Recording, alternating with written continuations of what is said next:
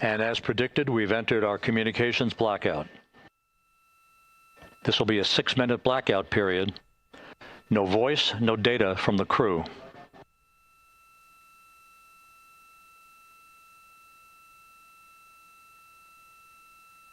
We're 30 seconds away from the anticipated point of peak heating on the vehicle, where temperatures will rise to about 4,000 to 5,000 degrees Fahrenheit.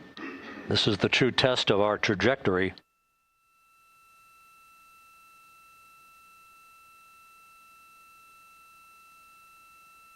And from the G5 aircraft in the vicinity of the splashdown zone, this view of integrity.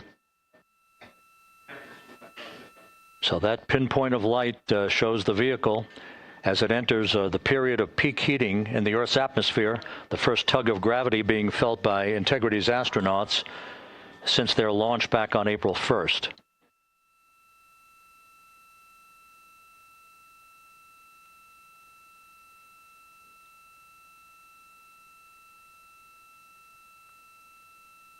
Four and a half minutes until the end of the blackout period.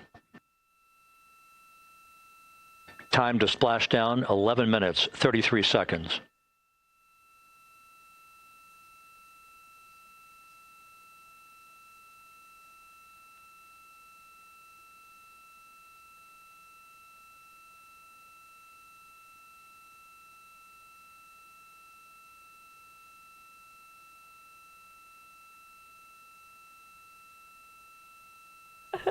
That little dot was. You are looking at what appears to be a ball of fire moving at a pace that it is not normal.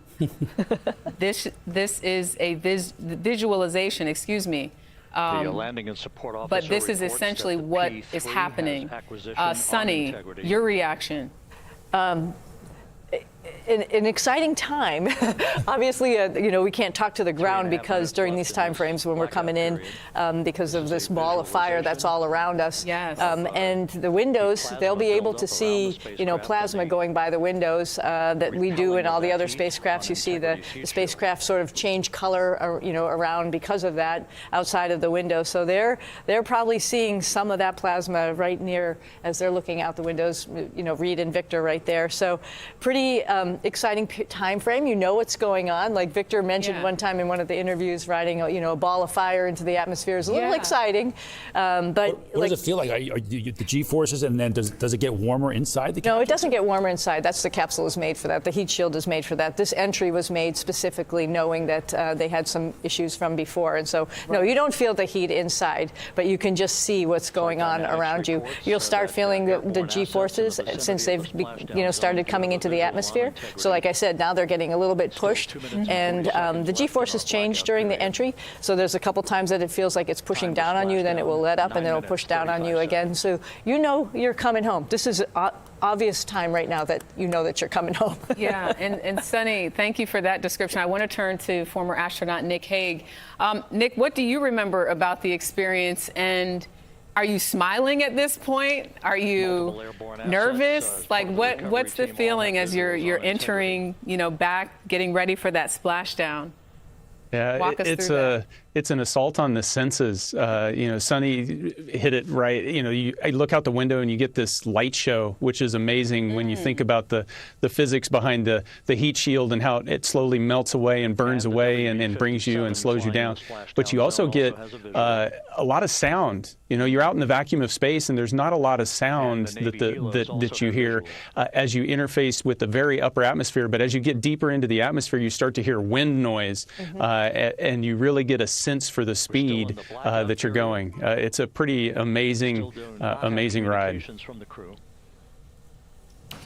Wow. Again, a visualization. Although Rob and I both were like, oh, my gosh, it's happening. And you talk about this inferno outside your window like it's an everyday thing. It's just, at any point during your mind when you go through one of these reentries, do you think, oh, I hope this heat shield works here? Oh, again, to talk about the team, a decade of people really crossing the T's and dotting the I's, making sure, we've taken all the lessons learned on spacecraft beforehand and incorporating into that. So we we have a lot of trust. There's a lot of trust in this business and in our team to make sure that they do the right thing. And is there any chit-chat going on during this blackout period? I'm sure they're like looking at each other, and probably the color inside of the spacecraft's a little bit different because of the plasma. I remember on Soyuz, everybody looked a little bit, the whole inside looked a little bit pink because we have windows on the side. So yeah, I'm sure they're looking around and talking to each other about it. Well, NASA is about to reestablish contact with Mission Control, so we want to listen in and hear what they have to say.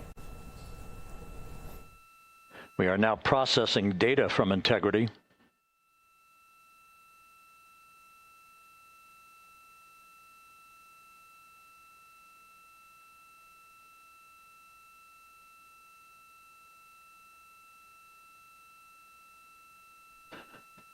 Landing and support officer reports the small boats are en route to the splashdown target zone.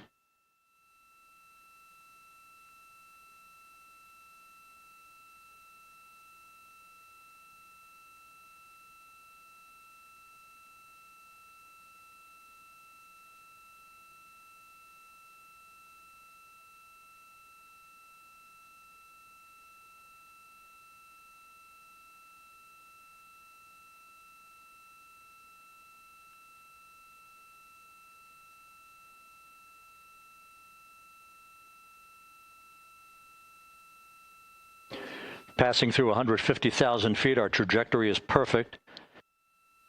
We're getting intermittent views of Integrity. Still waiting to establish voice communication.